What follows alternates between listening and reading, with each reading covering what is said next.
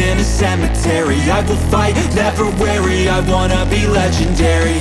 Till I'm dead and buried deep within a cemetery. I will fight, never wary, I wanna be legendary.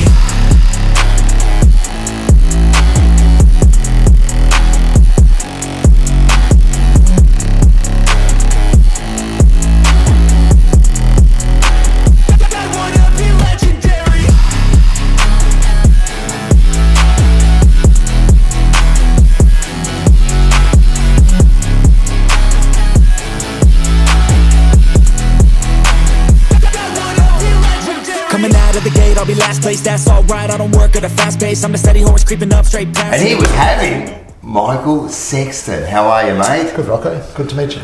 Yeah.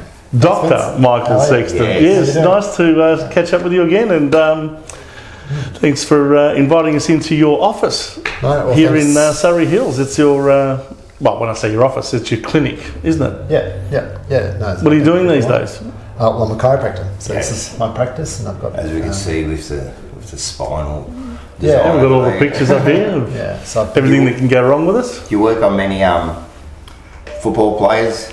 Yeah, we see a lot of footballers and sports people of all sorts. Actually, have you helped any team like win a premiership in recent years? Yeah, I was. You know why he's asking you this, don't you? He got the word up from your receptionist that you'd been employed by Richmond. Well, I didn't knock back Carlton. It's just that Richmond asked me. That's right. Yeah, so I was there for about 5 years, and I timed that well. So they had about 3 premierships. So that was. That's good. Do you feel part of it? Do you feel like you're a little part of it? A little part of it, yeah. I mean, it's always good. They're a great club, and they made me very welcome. And good. I enjoyed being there, so I hung around there for a while. Yeah. And the players were great. The club was great. Yeah.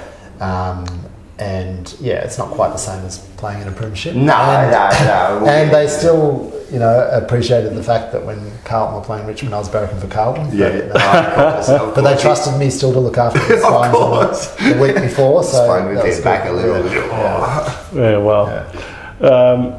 Were there any players in the Richmond Premiership team that really needed your expertise in a big way to be able to make it to the grand final and play in the grand final? Most of what I do is just remember? mainly keeping people healthy. It's not. I'm not the person that runs out on the ground and someone gets injured. No, I know that. So it's mainly just making sure maintenance, and keeping everybody funcking at the best, particularly with the high training loads. And, so footballers basically come here to your clinic and get worked on, or no? Then I was. Well, you're going there, Punt Road, right? So, nice.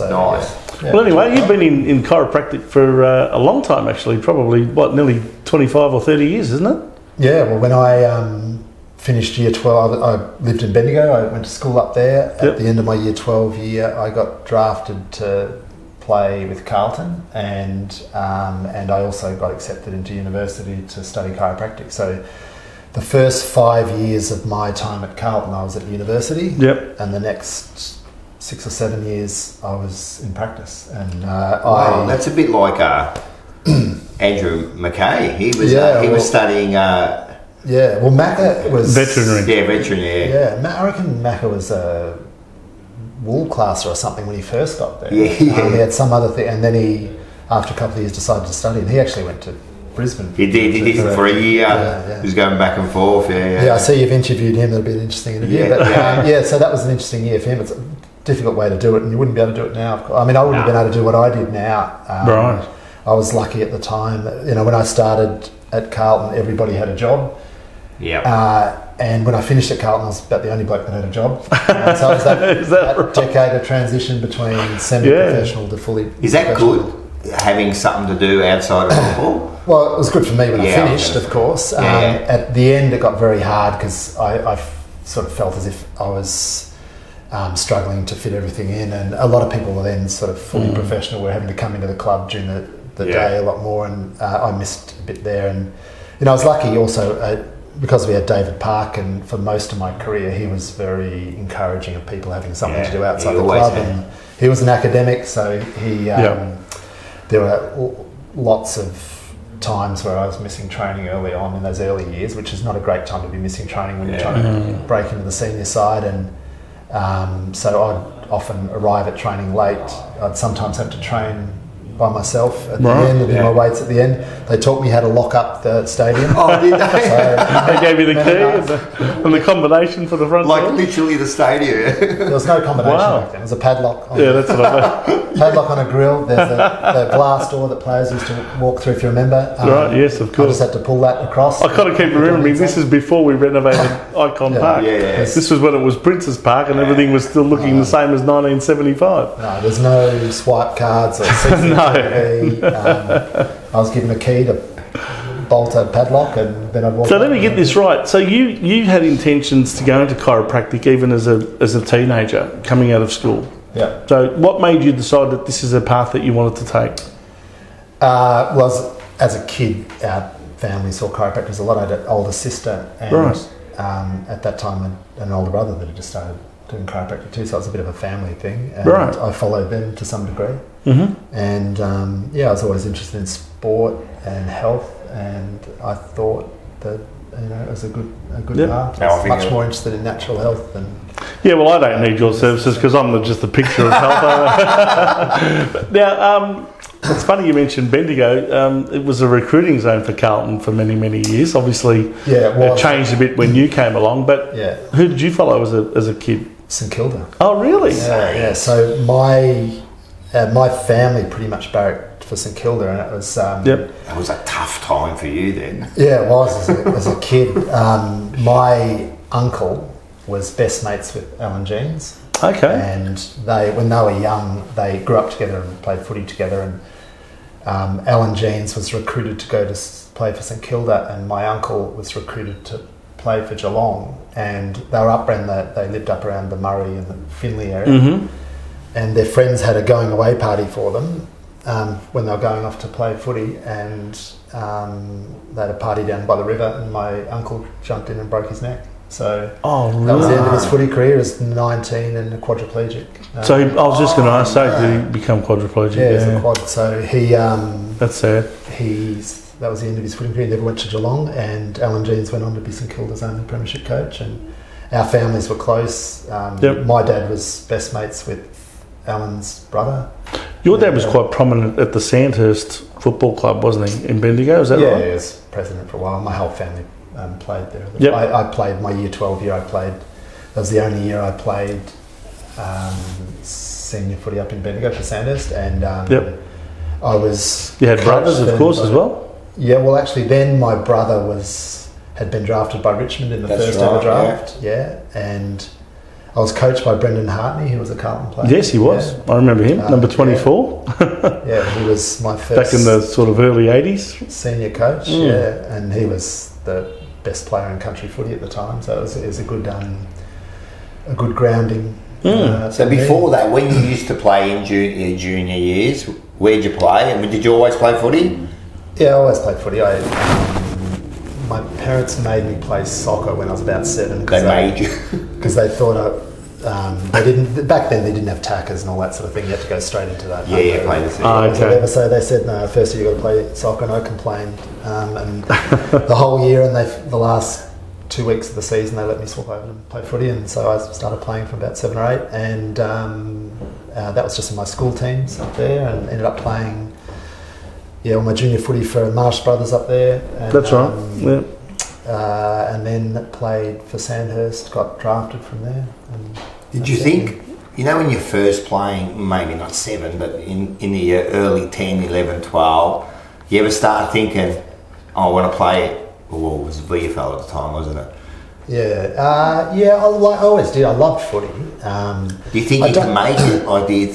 I wanted to be good enough to be asked to make it. I never sure I liked my life in the country. I never thought I'd come down the city, and I was always striving to be better and better. Yeah. And as time goes on, you get pinpointed a little bit in the squads and all that sort of thing that tend to funnel you always into that. In defence, or no, not at all. I bet you started like midfield or something.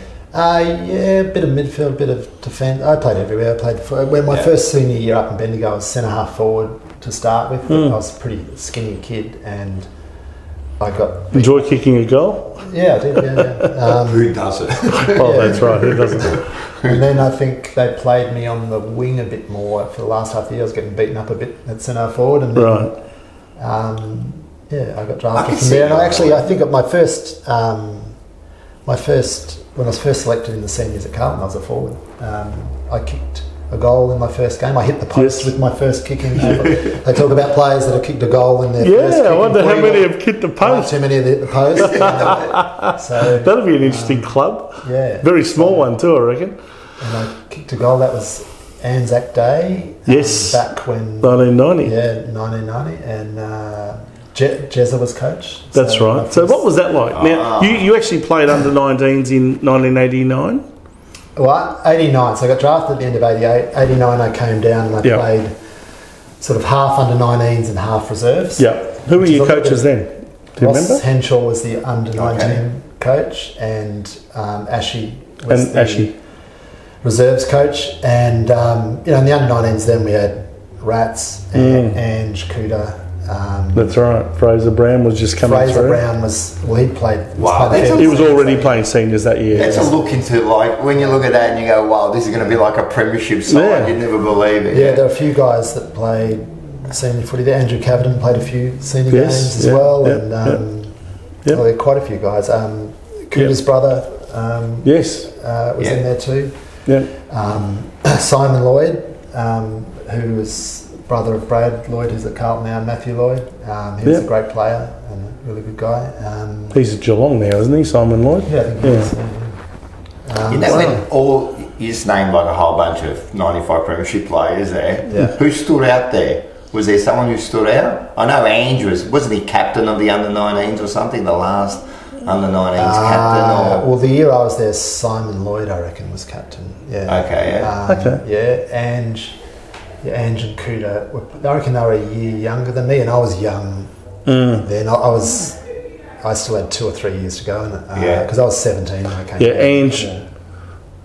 Ange is born January 72 and Kuda's January 73, so they're a good year or two younger than you. 71. So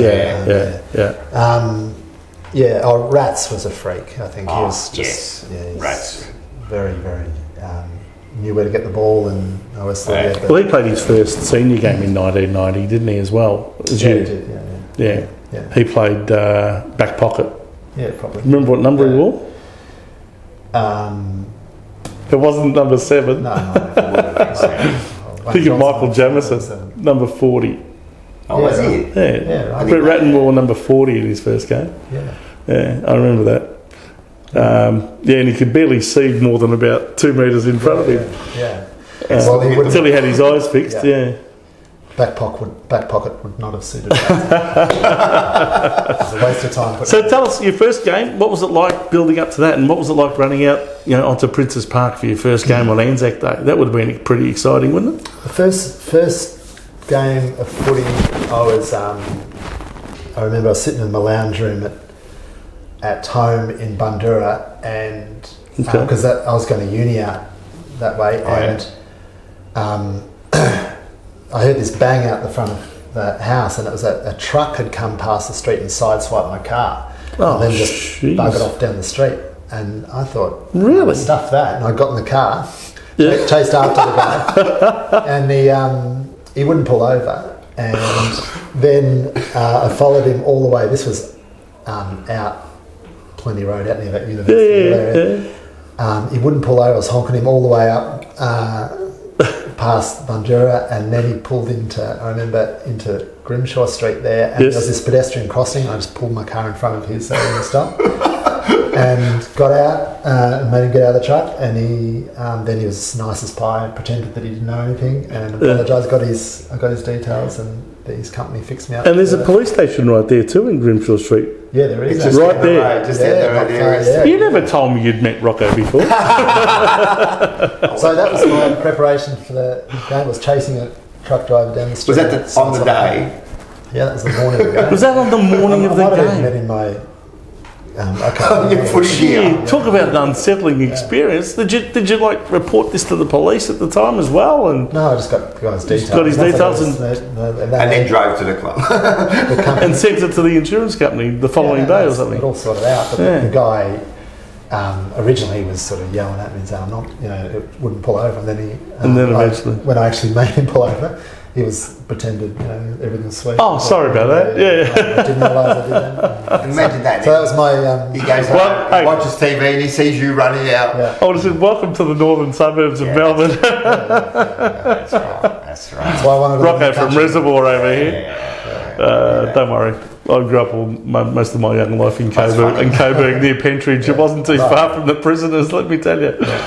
But anyway, so you played your first game. Your memories? Obviously, you remember kicking your first goal. Yeah, I remember kicking the first goal. And kicking the one that hit the post. It was a win.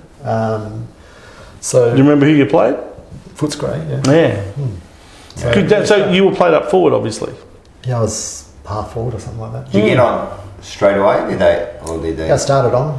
Yeah. Oh wow, that's good. So what was Jezza like as a coach? I mean, did you? Well, it was the opposite. I had Wolsey for the first pre-season and the first half of that next year. In '89, and that was an interesting time. Well, things were going south.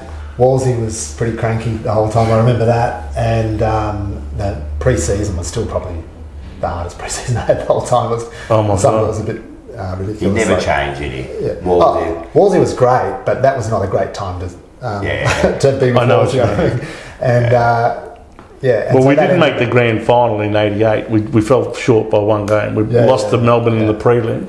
I think he was pretty filthy on it. Yeah, and really took it out on the players in the '89 pre-season, and they took it out. They took it out on him for 9 rounds until he got sacked. Yeah, we only won one game in that. That's right. Half, But you hadn't played your first game yet. So Jezza, how did you find out that he was sort of all about getting the right vibe around the place, the motivation, team spirit. So we'd do, back then you train with big lists of players, like 50 players at training sometimes.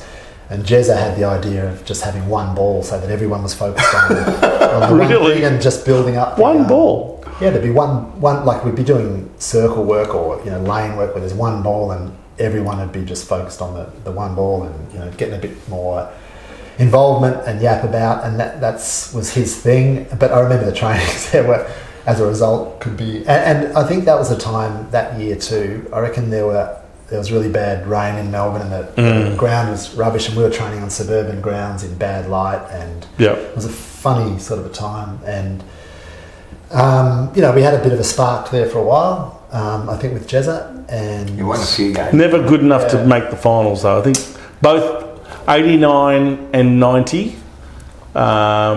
finished 8th, which at the time we had the top 5. So only the top 5 made the finals. So he actually got us to play a lot better in 89 once he took over from Walsh. We actually got quite a few wins on the board. Rose up the ladder to 8th. But in 1990 we seemed to just stagnate and we weren't really going anywhere, were we? No. So that was an interesting time, but it was Parko came on at the end of. That's right, at the end of 90, started 91. I played in the reserves premiership side in 90. Yes, you did. Now, what was it like playing in the 1990 reserves premiership? Yeah, it was good. There were a lot of guys there. We actually had a reunion of that just a few weeks back. And, in the middle of the year, it was the game against Gold Coast when we started turning the season around a bit. Right. And it was good to see a lot of guys there that I hadn't seen for a while. And in that team, there were heaps of senior premiership players as well, because there was a bit of a transition time. A lot of guys who were champions in the 80s who were just coming toward the end of their career. And it was footy was different then. You sort of did a bit of an apprenticeship, getting into the seniors a lot of the time, and sometimes coming out of the seniors, there was a bit of a transition phase. That's where you finish. But it was a great experience because you got to play with champions, and you learnt a lot from those guys. And well, I think you'll find that I'm not sure whether they played in that reserves premiership, but I know that 1990 was Wayne Johnson's last year. It was David Glasgott's last year. Doro might have been even in that premiership side, maybe. Doro kept going till about 93. But I reckon he may have played in that reserves premiership. I reckon Glasgow might have been captain of it. there were lots of guys. Yeah. I mean, around there, Jimmy Buckley was still around. Jimmy Buckley's still around. Yeah. So some stars there, some premierships in between all So that. I was just going to say they're coming towards the end of their careers, obviously, and I think Parko moved them on, a lot of them, at the end of 1990, and then of course in 91, did you sense that they were just throwing the side around week after week? Because my memories were that we were having 4 and 5 and 6 changes a week. He was trying just about everyone on the list to see who could play and who couldn't. Yeah. Well, so we were a young side, and he was a new coach, and that's what. Were you a regular then in 91? Pretty much. I think I might. Yeah, I played most of the games. I might have got dropped at one point and got back in the next week. Yeah, or which is something. fair enough. Yeah, I'm not and sure. you'd settled in that defensive role. Yeah, I was pretty much playing. I might have been playing even fullback a lot then. Fullback and releasing Silvani further up the ground sometimes. Yeah. Well, he was sometimes playing forward as well. Yeah. He did. Well, he was. He kicked a lot of goals, Sauce. He kicked like 200 goals. Fullback of the century, kicked 200 goals. It's a fair effort. Not bad, is it? Actually, you played in a very famous game in 1991 for all the wrong reasons. It was a famous game because it was on a dreary, cold, wet, howling gale type of day out at the Western Oval against the Bulldogs, and we managed to kick 1 goal with about a minute to go. Oh, yes. Remember that? Marcus Siri. Marcus Siri kicked the goal. Yes. What were your memories of that game? I mean, did you? I can remember. Have a dirty day like most of the time. Black sky. And, tough condition. My brother was playing for the opposition. Oh right, Ben. So, okay. Yeah. So did you play on him at any time? I did play on Ben at least once. I remember playing on him at the MCG. I can't That's remember interesting. what year that was, but how's that playing on your brother? it didn't last for too long, but it was it's a bit weird. Yeah. It would be weird, wouldn't it? So that wasn't a great game, and we had, it was a topsy-turvy with some good wins and some bad losses at that time. Yeah, I mean our form was up and down in 91, and I think at the time we finished in the lowest position we'd ever finished in our history at the time. 11th. Well, unfortunately, but that was a year where we were, as I said, trying a lot of players, and by the end of 91, Parko said, right, these guys out. These guys are the nucleus of the new team, and in 92 we saw quite a big improvement. Almost made the finals. Yeah, I remember. I think we might have played West Coast in the last. That's game. right. I remember playing Collingwood the second last game. Yeah, West Coast and Perth the last game to try and make it into the finals was a tough ask, and they got the better of us. But it was certainly an improved year. We played Collingwood at Waverley the second last round, and that was huge. I just remember that stadium there was overflowing. There were people in the aisles and everything like that. It was an awesome atmosphere. Yeah, it was. And we lost, did we? Or I think we won because that's why we needed to win against West Coast. Yeah, well, and I remember, I think we just lost to West Coast over there, but not by much. No, and I think there's a bit of feeling then that we were on the up. Yep, my word. So you had a good. So you do feel it then in 92. At the end of 92, you feel like we had a lot of good young players, and the champions at the height of their career, and a lot of young guys coming up, and it seemed good. And then I think we recruited very well. I was just going to say, 92 we saw the introduction of Greg Williams, Earl Spalding, and guys like that. Andrew McKay. Andrew McKay came in 93, and so did Dean Rice. Dean Rice. So there's 4 pretty good. They're all pretty good players. So 93 was a good year. 93, all of a sudden we started looking good in 93, didn't we? Yeah, it was an amazing year. Did you play in that first night final against Essendon, the qualifying final? Where we won by 2 points? Yeah, I reckon I played every minute of every game that year. I didn't use the bench back then. And, I think I was on the ground for every minute of every game that year. You were certainly well entrenched into the team by this stage. You were almost like an automatic selection really back there. You were very consistent. But I remember back then, you didn't come on, and if you went off on the bench often, you wouldn't come back on. It's crazy. So the bench was over. I must ask you, just turning the clock back a little bit, and I know this won't be a very nice memory for you, but there was a game we had against St Kilda at Princes Park in 92. Do you remember that? Now, Rhino, remember Luke O'Sullivan? kicked about 3 or 4 goals in that game. Now, we won the game. Yeah. But in the first half, you were asked, as a young player, you were given a massive assignment to play on Tony Lockett. Yeah. Do you remember that day? Oh, I remember playing him there. I thought I played on him there later in my career. Well, I remember you had the task in the first half, and I think he kicked 6 goals or something like that. Right. And then they switched Dora onto him in the second half, and he kept him very quiet. Yeah. What was that like, playing on someone like Tony Lockett? I mean, that was a massive ask from Parkin. It was almost like, I likened it to when Parkin threw Stephen Silvani onto Peter Knights in 1985. Yeah. And Knights kicked 8 goals on him that day. Yeah. As a young 17-year-old, Silvani had never been asked to do anything close to that sort of thing. Yeah. And he really gave him a big lesson. Now, did that sort of... I don't know if you remember much of the game, but did you feel like, wow, he's asking too much of me here? This guy's like a man mountain. I can't remember that game, but there were plenty of times. Back in the 90s, there was Lockett, Dunstall, Modra, Longmire. You mustn't have slept much. Ablett. You mustn't have slept much back then. Alan Jakovic. Carey, Sumic. Yeah. And they didn't have zone defences. No. It was one-on-one, wasn't it? You're a lamb to the slaughter a lot of the time. Yeah. So it was a tough time. And I was either first cab, second cab or third cab of the rank. And a number of those times where players kicked 10 goals. That's right. And occasionally you get 3 or 4 kicked on yourself. But it was a tough time. But that's, But do you think sometimes that toughens you up, that sort of...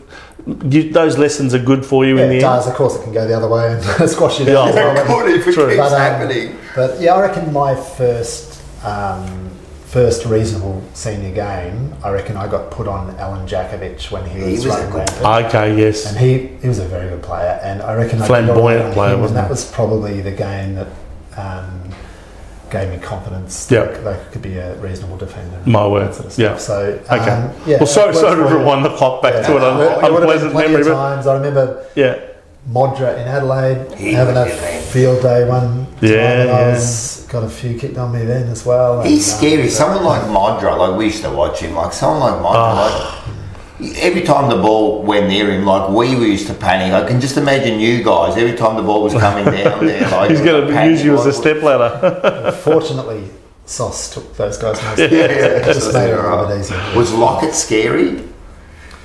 I didn't find him scary. I found it scary the fact that they looked to kick it to him every single time they got the ball, and it was just impossible. And you knew, but the size of the bloke, man, you knew that if you got in front of him, he's going to go through you. But a lot of people would do. That's just the way every full forward player did it. I don't know how you guys at fullback actually sleep at night, knowing that you're coming up against some of these full forwards that can kick bags of goals. It must be such a stressful position to be in. Do you enjoy getting up the ground a little bit sometimes, just to give yourself a bit of a break? It's sometimes you just got to play what you get, basically. And I maybe enjoyed being a little bit further up the ground, but I spent a fair bit of time in full back and back pocket, as well as half back and centre half back, and there's not really a lot of difference when you're playing well. True. Things work for you. You've had a good team too. You know, that back line that eventually won that premiership. That could be one of the best back six. Yeah. Back six. Yeah. To play the game, if you as a unit, if you think about it, people like Peter Deaton was the general back there, Sauce, you Mackay, like it was just Ange. It was an amazing time. It was great. Yeah, that's the thing with elite sport. Timing's everything. If you time it so that you get in with a lot of good players around you, then you have a good time. I feel sorry for some of the Carlton players that came in the early 2000s and it's true. Had to spend a career. Like it's also sometimes I think about when people get drafted these days, like. You can get drafted into a quality side, and then you can be a quality player but get drafted, and then you never see a final. Well, hopefully, there's swings and roundabouts, and that if you come into a bottom side, that they're on the way up. It doesn't always work that way. Well, it's happened kind of Carlton at the moment. They're slowly getting there. So that '93 season, that was a good season. And you play. How was your first final? Do you remember? Yeah, I remember that. Was it nervous? Well, the good thing about playing at Carlton back then, and all the time, you're playing front of big crowd. We played in big night games at the So NCG and day games. helps. And yeah, of course it helps. Well, I remember we played that year we might have played was it a Collingwood centenary game or something like that, which was a massive 92. game. That was in 92. Yeah, and they're all like 90,000 games, and then at a final, there's a little bit more riding on it and that sort of stuff. But it's the same thing. Once you're out there with, you played in front of big crowds. So that's interesting because we just played the current players. A lot of them just played their first final ever, and it was a bit of a scrappy game and that. Yeah. Knowing that when you played your first final, I suppose. We still had a second chance there because we finished on top. But when you get to a point where there's no tomorrow, does that come into it? Like, do you think about that? Like, does that affect the way you play, or maybe you hold your kick a bit because you don't want to make a mistake, or? Oh, I think you think about it more leading up to the game. Once you're out there. Yeah. I don't know whether it all stops once the whole tension's gone, and yeah, to some degree. I think once you're just in the moment, then I just more find leading it up to it. Yeah, that's like the first few minutes of the game. You just want to get your nerves out. And, get your hands on the ball. Yeah, get your hands. Yeah, fair enough. I just find it interesting to see how you go out. How's your mindset knowing that it could be over in the next 2 hours? Yeah, all sides were a bit scrappy last weekend. I think. They were all a bit scrappy. Hopefully they'll be better this week coming into us. For the first 7 years of your career, your captain was Stephen Kernahan. What was it like playing in the side with him? Oh, it was great. I mean, as I said, timing is everything, and we just had a great group of senior players, and Sticks was obviously the leader of that group, and you knew that there were the players that you could rely on to give 100% effort every week. Yeah. And did Greg Williams make a big impact when he came into the team in '92? Oh, absolutely. Yeah, he was ultimate professional, and when you're playing in a team with guys like that, you didn't want to do anything less than the absolute best. There were lots there. Of course, Braddles was there as well. Peter Dean, having him alongside you. Mm-hmm. Peter Dean and Sauce, the two most competitive players I've ever played. Good having them in the back line with you. Having them, those two there, was extraordinary. And obviously Sticks and Braddles as leaders. It just amazing. You move over to 95. There was just leaders everywhere, wasn't there? There was just you could see the team. They were so confident. You had leaders in the back, in the middle, forward. Wherever you went. Was that how in '95? We keep hearing that. You pretty much coached yourself, kind of in a way where Parkins kind of set back a bit. Yeah. I know Parko says that a lot, but he was still a coach. Andrew Stewart was the guy, wasn't he? The psycho. Anthony. Psych, as they call him, who encouraged Parko to just sort of let go a little bit and let the players set the agenda a little bit more. I guess when you got players of that experience, it makes sense. It worked. It worked. Yeah. And that defensive unit, you guys, you had your own little we keep having your own little competitions who could kick some goals. Was that true? Were you part of that in defence? Apparently the boys in defence all had a bit of a competition amongst each other. Who could kick the most goals for the year or something? I faintly remember that. Or was it probably just Ange trying to have a bit of competition? Might have just been Ange having a competition himself. with Peter Dean or with Sauce or whatever. So 93 was a disappointment, obviously. I mean, you remember that day against Essendon. What was the expectation going into that game? Did you feel confident, or were you a bit wary that they'd had all these players come back into their team that were clearly part of their best team? No. Or did we go in there thinking, no, we can win this? I think by a few points in the preliminary final and the first final, and we had a lot of momentum coming into the year. We had a big win, I think, against Adelaide Crows. That got us into the grand final. And correct. Yeah, that was when Harry kicked that running goal. So I thought. I thought we were in a good position to win. Things just went wrong, and that can happen. Could you sense that early? Did you think in the game, oh God, this is slipping away from us already? First quarter. Mill got knocked out early on. That's right. And, who were you playing on that day? Do you remember? I played on Tim Watson in both finals, and I think in the grand final, they moved me forward for the first time in ages when things were going pear-shaped. Just to try and generate something, yeah? Yeah, so I think I might have been up forward in the start of the second half up forward. Right. But I was on Tim Watson in the first final, and I started down back on him in the... Well, that's a story from Watson, wasn't it? He retired and then came back and won a premiership.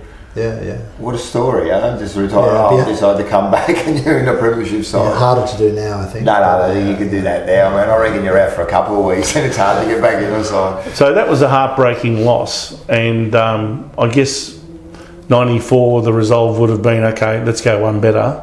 And then we had a pretty good year. I mean, during the home and away season, 94 was an excellent year. Yeah, it was amazing. You were playing really well. Building on your what you would have probably been up to around 60, 70 games by then, maybe 80. Yeah, 80 probably, yeah. And all of a sudden, out in straight sets in the finals. Yeah. What do you put that down to? Wish I knew. That was one that really got away. We were in great form coming into the finals, and just things went wrong.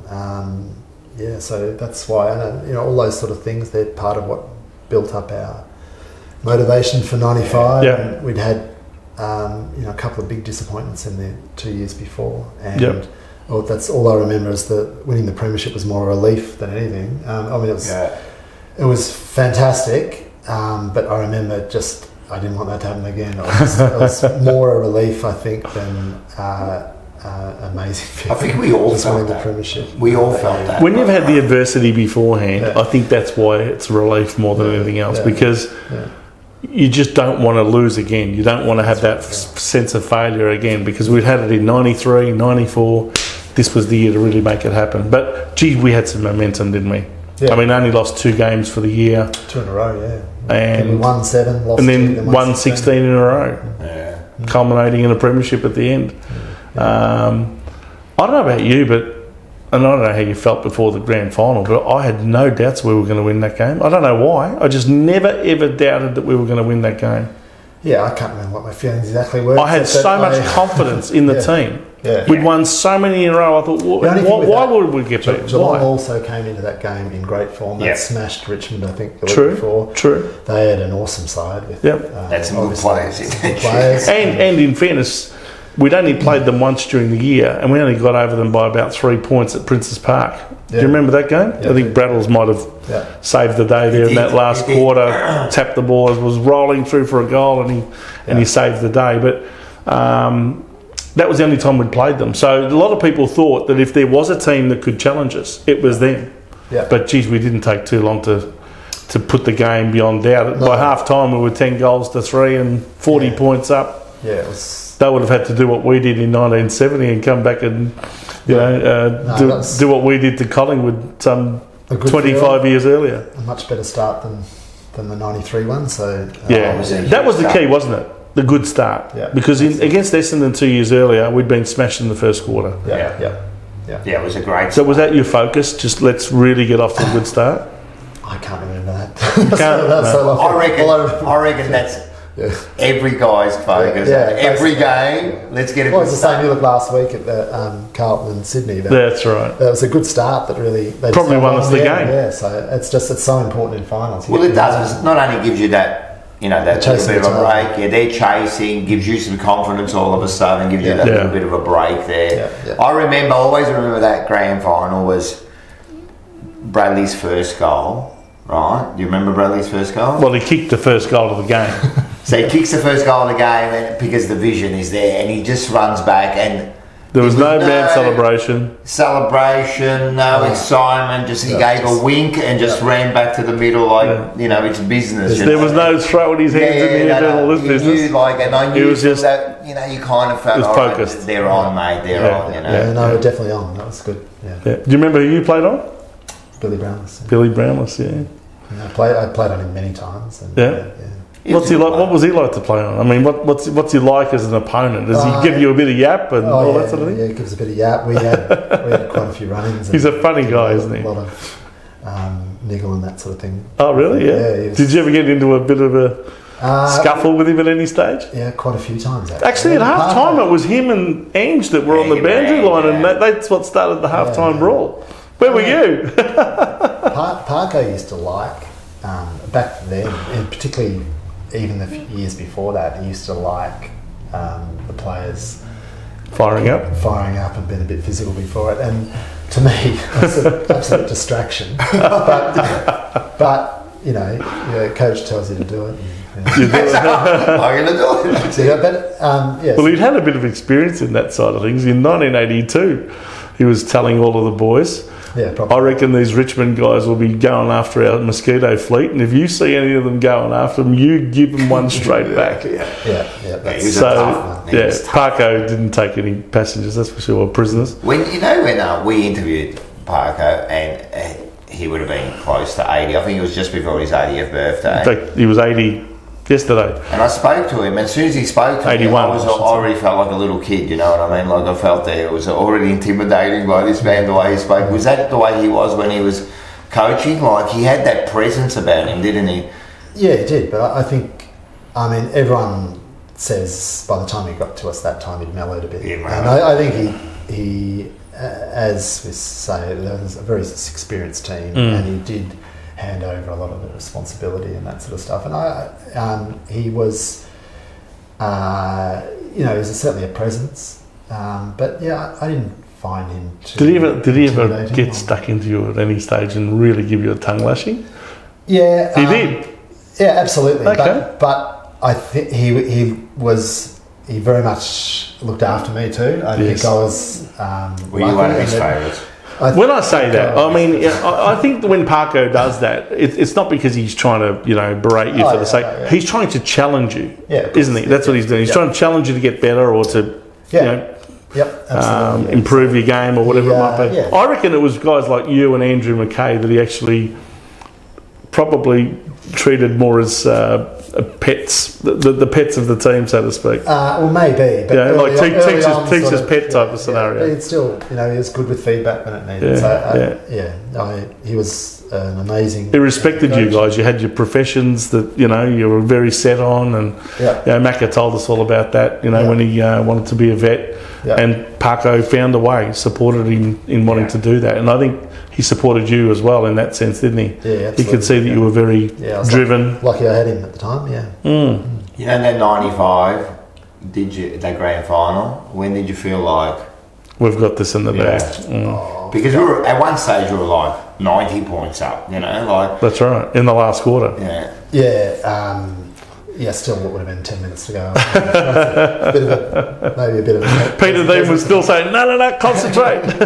Peter Dean, I distinctly remember Peter Dean coming away from three-quarter time talking about how we've got to focus on the start of this last quarter. It's one of the few things I can remember about that. Is that right? It's not the first one. Anne said it. The all said it that he just said, right, and then about 10 minutes to go, he goes, right, guys, But don't forget, Peter Dean had played in the Premiership in 87, and 8 years had passed, and he knew that this was the chance. He didn't want to miss it. Missed out on 93 because of the injury. Yeah, he didn't play in 93. Oh, really? Because he had that... ankle, I think was it ankle or calf or something? It was ankle or something, and he didn't play. He just didn't quite make it. The one thing I remember about that thing was the training before the game, before the grand final in 93, and you were out there training, and he was trying to get his fitness right to get into the side, and every time he touched the ball, the crowd would go wild, because we really wanted him there, but he just didn't make it. So 95 we win, as you said, it's a sense of relief. Do you remember much of the celebrations afterwards? Well, we were talking about that. I still can't remember. Do you remember the name of the place we went and celebrated afterwards? We had a nice formal dinner there, and then we brought the cup. And I remember going back to the club afterwards. It was a place called the Carlton Crest in Queen's Road. Just opposite the Albert Park Lake. How many people? Like we went back to the Princess Park afterwards too. Like there was like thousands on the ground there. It was amazing. It was awesome. That was fantastic. And where did you go after? Like, did you go on an end of season trip? Do you remember that? I hardly. I think I went on one or two end of season trips. Yeah, I went because at that time it was always the end of the season. I had exams for uni. Yep. And particularly those first years, and then after that I had little kids and babies, and I just never. Well, I was going to say, hang on, in '95, what would you have been? Maybe 24, maybe. Yeah, I was 24. Yeah. So you wouldn't have been married with kids as young as 24, were you? My first child was born 6 weeks before the Premiership. Oh, really? So, okay, so you started young. Okay, fantastic. So that was then that would have been a responsibility that you had to stay home for. I've got a photo of Joe in the Premiership Cup. And is that right? Only 6 weeks, and I've got my only Premiership team photos, me holding Joe in it as well. Is that right? Fantastic. Yeah, it's one of mine. Excellent. Wow, was that at the club? Yeah. At the club, yeah. What happens with that Premiership Cup? Like, I see it everywhere. What happens after the day? Do you bring it around? There's someone at the club. Someone at the club takes charge of all that. Yeah. They make sure that they're always got their eyes on it, because it can. You leave it with the players. Who knows where it might end up? I wouldn't be letting go of it, man. If that was me. No, that's right. So you said you didn't go on too many end-of-season trips. That's probably a smart move, actually. You avoided a lot of trouble. Yeah. Well, there were no battles of Britain in the 90s, were there? We had that Battle of Britain in '87 where they got into trouble over there. Just before I got there, but I played in London in maybe was it '96 or 94 maybe. Oh, so they were still doing trips to London back then? Yeah, we played over there, and so I was over on that trip. How was that? Like, it's a junket, isn't it? Yeah, it's a little bit. I mean, not too many people took that seriously. Exhibition game. They call it an exhibition game. Yeah, I remember Parker being a bit cranky at the end of it because we just lost in straight sets in the finals before that. Yeah. 94, We put up a pretty ordinary effort in London. And I don't think he was... He's probably thinking, am I going to have a job next year? He always wanted us to put our best foot forward. And I would say that was one of our best efforts over there. Well, see, okay, so we butter up in '96. We're obviously going to try for back-to-back. But again, home and away season, pretty good. I think we finished 5th from memory. Yeah. And had 2 interstate finals where we got absolutely smashed. Yeah. West Coast in Perth first. I think that might have been 12 goals. And then we went up to Brisbane and got smashed by a record 97 points. We've never lost the final by that margin before and since. So did you play in those 2 finals? I sprained my ankle a few nights before the West Coast game, so I missed that one. Okay. And then I came back and played in the Brisbane one. Brisbane one. So they were becoming quite a good team at that stage, weren't they? Yeah. Under John Northey, but we never looked like it, did we? In those final series, isn't it interesting? Our Premiership of '95 is flanked by 2 years where we went out in straight sets in both years. 94, 96. We played 2 finals. You could easily luckily, we had a chance after the first one to redeem ourselves, but we never did. We went out in straight sets in both years. Yeah, thank God we got 1 Premiership. Yeah, exactly. Perhaps, do you think we achieved what we deserved, or do you think we had the potential really there of maybe at least a second one? Oh, if luck went our way, we could have definitely won another one, and that's I've often reflected on that. I thought that we could have got another Premiership easily in any one of those 3 or 4 years, really. Just I think was the hunger there the same in '96? Do you reckon? Or did you detect that some of these guys have got full bellies? They're not hungry for a second Premiership. I didn't detect that at all. But I know in '95 everyone was going to do everything to make it happen. I think it would just be human nature just to drop off just a little bit. You've reached... If you've tasted it because before. How many teams win back-to-back? I mean, it's a difficult... Well, imagine how hard it would be to win 3 in a row, like Brisbane have done and Hawthorn have done, and in the last 20 years. Going for you. There's luck involved in there, injuries, and then you got to get everything to go right.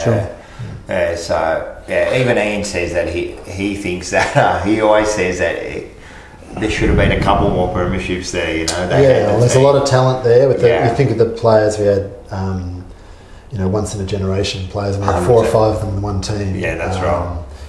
We could have had. Well, I'll tell you one player that went another level up after winning the Premiership in 95, and that was Michael Sexton, because in 96 and 97 they were arguably two of your best, well, I would say undoubtedly two of the best years of your career. You made the All-Australian team in both of those years.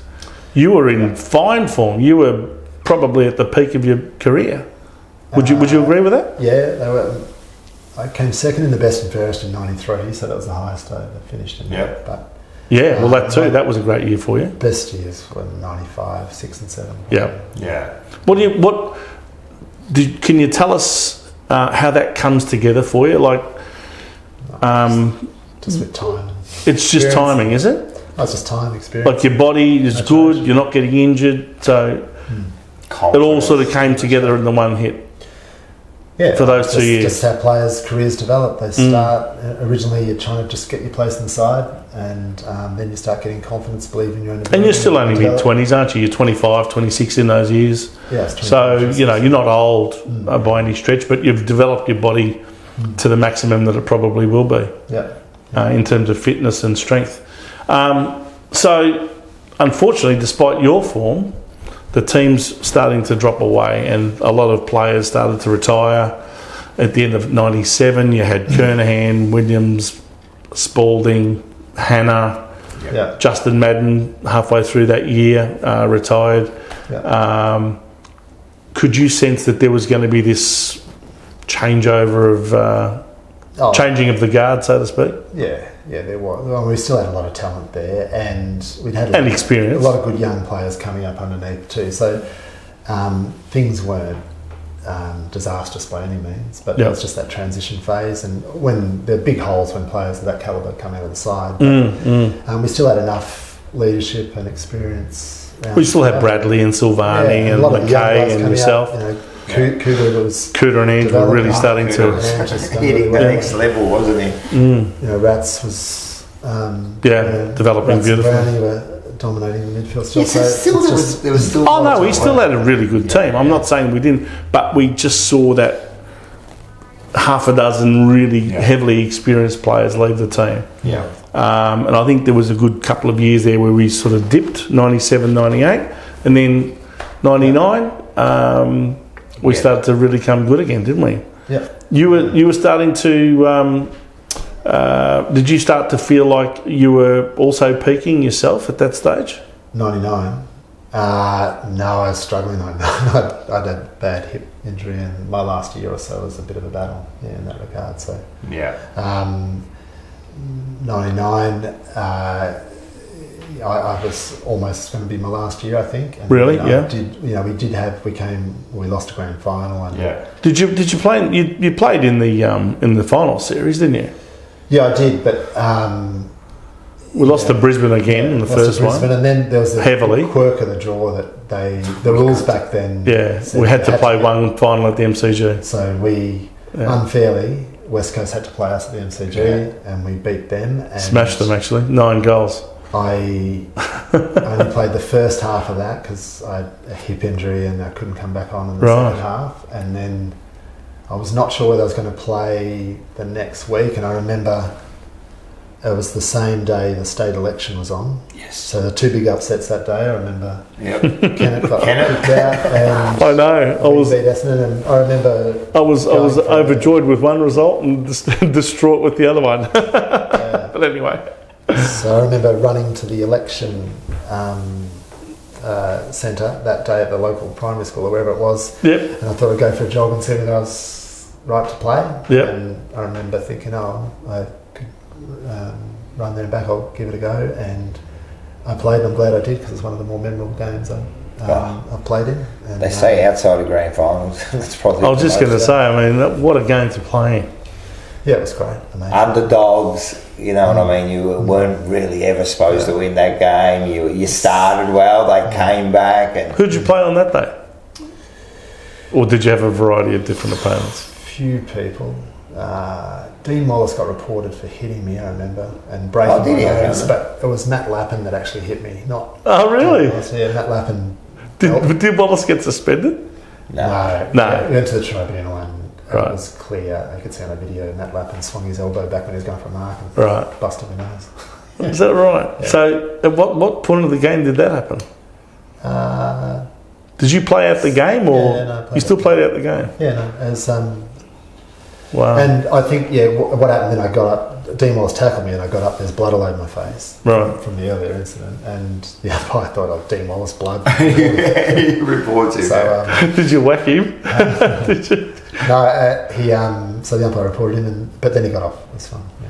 He probably thought, geez, I'm pretty good. I don't even remember doing that. You know that game, when did that last moment, where were you? Well, actually, you had to be in defence. I was. I can remember when. Well, Dean Rice kicked the ball, if you remember, from the back pocket, just indiscriminate kick in towards the middle of the ground, and really probably a dangerous kick to be kicking it there. And Dean Wallace grabbed it. And then tried to weave his way around. But before that, who was it? Was it Mercury who Mercury just missed a point, Mercury missed a point. That point, Well, sorry, missed a goal, he kicked the point when 99 shots out of 100 that he kicked that. Went for about like 5 minutes. I was watching it, just going, who's going to go? Who's going to go? And it just went off. So... it almost felt a bit like that last week in watching that was the game. So it was euphoria after the game, wasn't it? Do you feel like you played your grand final? Like that's it, we're spent? I think we had, well, with a busted nose, I reckon you'd probably feel like that, wouldn't you? We understood that, we had a grand final the next week, and we thought, given we'd beaten Essendon, who were red hot favourites, who knows? You'd never count yourself out. Yep. We just weren't quite up to it. No. Following week, so. How did you play in the grand final? Oh, not that great.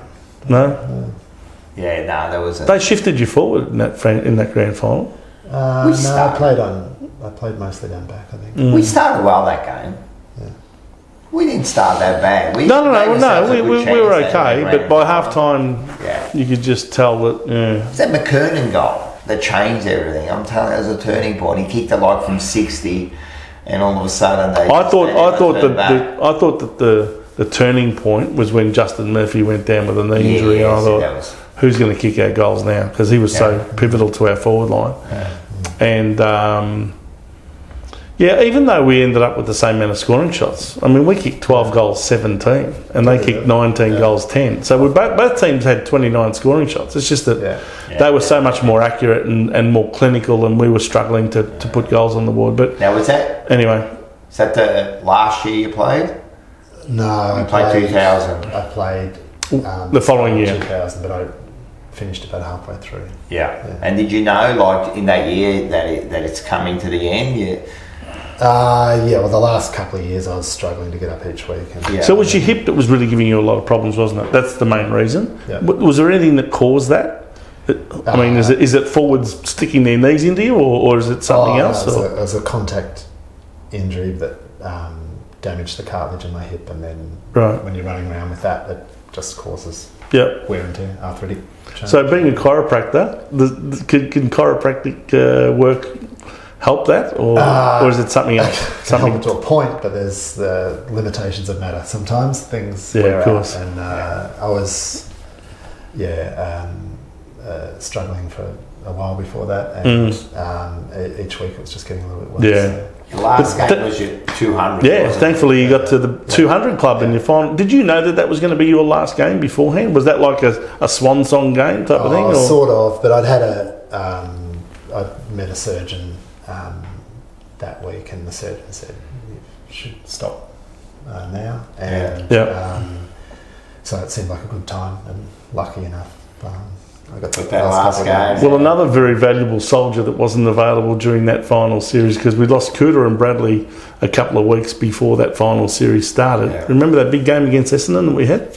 I think we'd won 13 in a row and they'd won about 20 in a row or something. And we had injuries to Cooter and Bradley very early in that game. I think there was 95,000 people at that game. But you'd obviously already packed it in by round 13, I think it was. Yeah, it might have been. So another valuable experienced player that we didn't have available to us in that final series.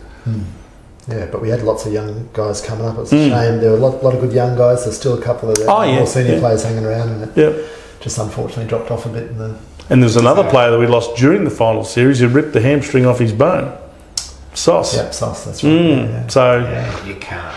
How can you possibly win a premiership when you've got all those soldiers going down?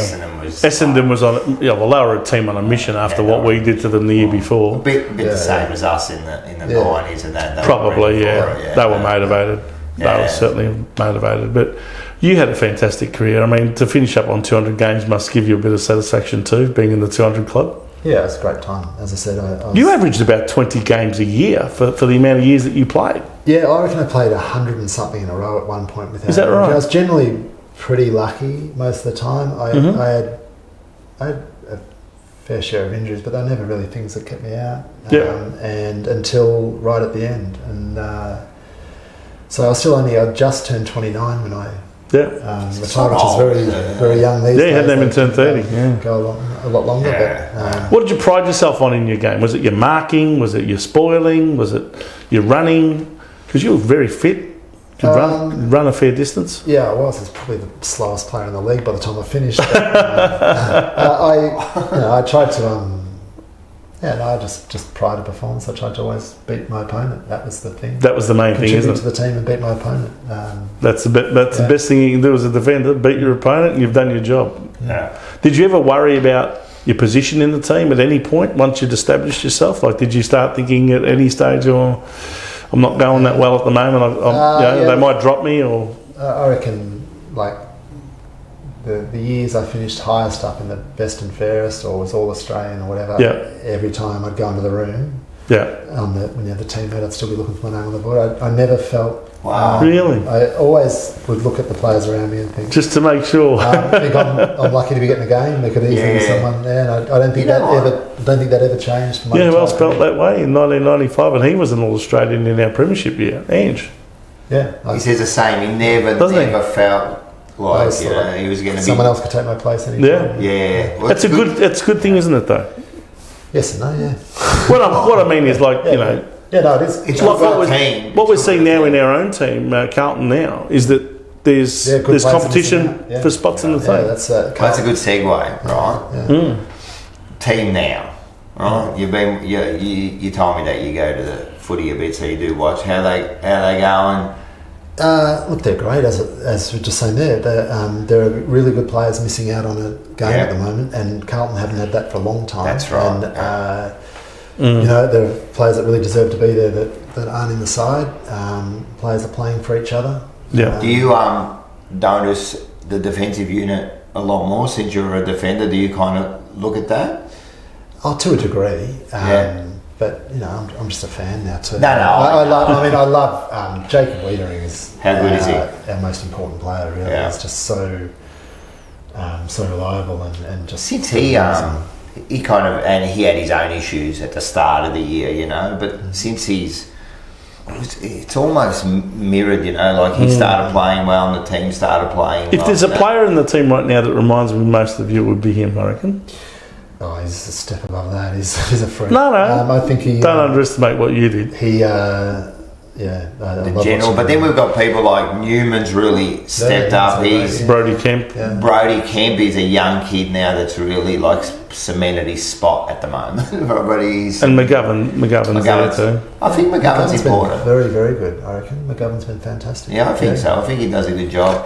Can you spot anything that triggered this form turnaround? I mean, after losing 8 out of 9, I mean, the only game we won was against West Coast over there, and we'd lost essentially 8 games in a row against viable opponents, and then all of a sudden we win 9 in a row. What just makes the difference there? What flicks the switch? I'm not sure what flicks the switch. Maybe people in the inner sanctum there may know, but what did happen is the club just stuck together and persisted. And too often in the previous 20 years, the club's rash decisions flinched and when they shouldn't have, and this time they really stuck fast and stuck by each other, and they've got a plan. They're obviously working towards it. That Gold Coast game, I mean, it just felt like at the club they were just a couple of losses away from a disaster happening, like them getting rid of a coach or whatever they do weekend, they were just like right at that edge, and then they win a game, and then And then they win the next one, and everyone's getting a little bit happy. And then some of that might be fortune, but it didn't. But there has to be fortune. There has to be a little bit of luck in there too, But also the club's a bit stronger, I think, and they got good leadership. I think on and off the field, and that's made a difference. Now, can we? It's tough. I don't know how you're going to answer this, but can you do it? Can we do it? Like from where we are now, we're about to play. Well, we've just this interview's gone. We've already beaten Melbourne, right? So we're about to play Brisbane. Can we do it? Yes, Nostradamus. Well, it's Tuesday. It's Wednesday. Brisbane in Brisbane. Yeah, Brisbane in Brisbane. A big challenge, but if you win a premiership, you've got to be up to the big challenges. So it doesn't make any difference if you're not good enough to beat them. Beat anyone, anywhere, anytime. Yeah, you have to. Yeah. So Carlton, when they're at their best, play a great brand of footy at the moment. They've got some very good high-end. They play a good finals brand of football, that's that high contested ball, and then they've got the best player in the competition standing up forward there, like he can do anything, and then the captain really they've got a balanced side. They've got a great midfield, they've got forward power, and they've got a strong defence. They can do anything. Their champions are in good form, and there are other players across the board are really and it's like those we have 1979 Premiership player Peter Brown, who's on one of our shows on a weekly basis, and he always says it's that bottom 6 to 10 players that are going to win you the Premiership. It's not your top end, and we need those bottom players to stand up. You can't have passengers. And they did this week, like with. If you look at against the Sydney game, it was the Cottrells and all those players that really stood up, and which made a big difference. So so after we win the Premiership this year, that's good. You played in a great team in '95, but you also played in some state teams as well. Do you remember that? I do. Yeah.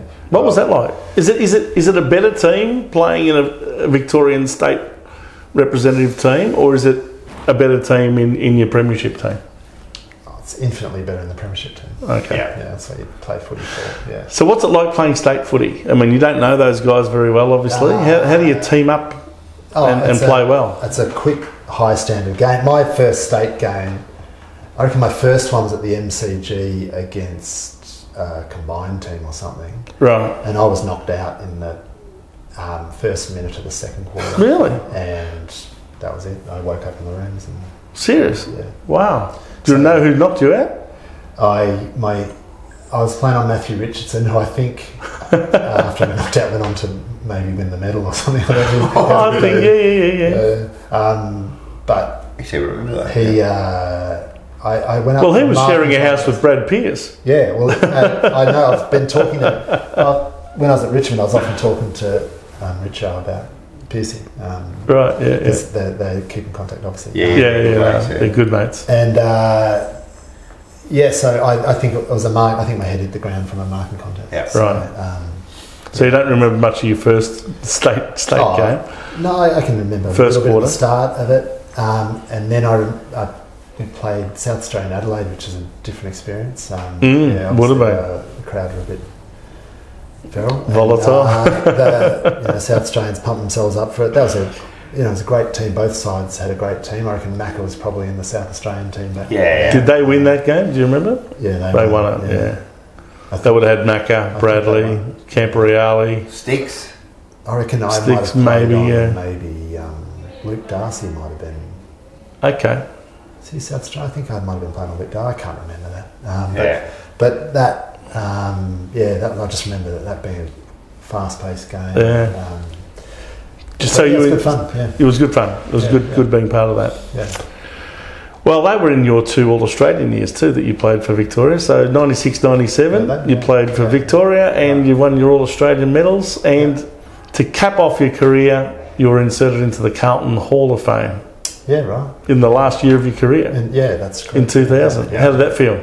That's great. That's just goes to show you in such high regard that we hold you at Carlton. Yeah, well, when you walk into the club and you see all those, Carlton have got so many famous players, such an amazing history. I never would have thought when I walked down the hallway when I first arrived at Carlton that I'd have a photo up on the wall like the the players I was looking at back then. Yeah, well, so just goes to show you how damn good a footballer you were, Michael. You're very modest. 200 games, how many goals? 200 games. Do you remember how many goals you kicked? 20-something. 23, I think. 23, Correct. correct. See, he remembers how many goals. Remembers every goal too. And we got some footage of some of those goals. Don't worry about that. Good. You kicked some good ones, actually. Yeah. Yeah, running down the ground quite often. With the wind behind you at Princes Park. I would have needed it. Well, you had a fantastic career, 200 sensational games, as we said, 23 goals, but All-Australian 96-97, Victorian representative 96-97, but the most important thing, the 1995 Premiership medal around your neck. Fantastic. You're an ornament to the game and to the Scott. Carlton Football Club. Well done. Appreciate it. Thanks, mate. Thanks for joining us. Thank you very much. And of course, the long list of accolades can now be added to, because as a result of this interview, you are now a legend of the jumper park. Fantastic. That's Great honour. Appreciate it. We'll find somewhere to hang that up here somewhere. Yeah, that's it. And assuming Carlton still is in the final series, thanks to Rocco's predictions, let's give them a big 3, 2, 1. Go Blues. Go Ready? Blues. 3, 2, 1. Go Blues! Dead and buried deep within a cemetery. I will fight, never weary. I wanna be legendary. Till I'm dead and buried deep within a cemetery. I will fight, never weary. I wanna be legendary.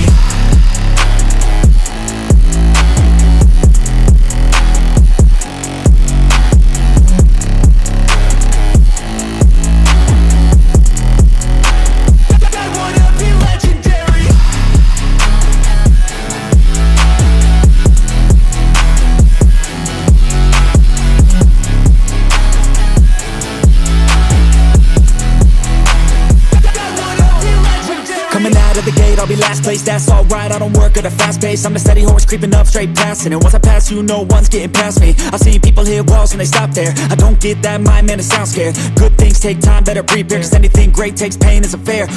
Take it from me, cause I got to this place where no one can tell me to do anything. I call my own shots, I call my own place. I enjoy my life almost every day, and I could teach you if you listen to me. You follow some rules, don't need gifts to be paid. Persistence is better than brains any day. Just listen to me and I'll show you the way.